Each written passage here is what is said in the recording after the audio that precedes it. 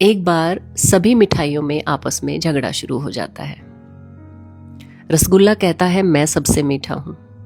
लड्डू कहता है तुम नहीं, मैं सबसे मीठा हूँ। उसकी बात सुनकर जलेबी कहती है नहीं, तुम सबसे ज़्यादा मैं मीठी हूँ और मेरे अंदर जो रस बहता रहता है उसकी वजह से मैं और ज़्यादा मीठी लगती हूँ। इस पर इमरती कहती है तुम चाहे कितना ही रस टपकाती रहो, मीठी तो मैं हूँ। उनकी बात सुनकर लड्डू कहाँ चुप रहने वाला था। लड्डू बोला मैं तो भगवान का प्रिय हूँ, मैं हमेशा उनके हाथ में रहता हूँ। उनकी बातें सुनकर हलवा भी कहाँ चुप रहता।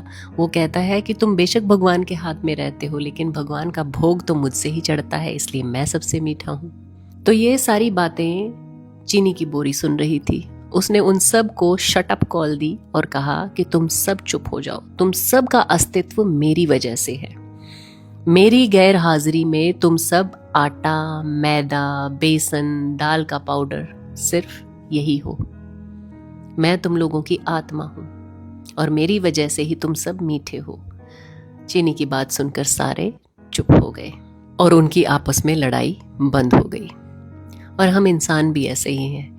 किसी को बड़ी गाड़ी का गुमान है, किसी को बड़े घर का गुमान है, कोई अपनी जमीन जायदाद का घमंड करता है, कोई ऊंचे खानदान की दुहाई देता है।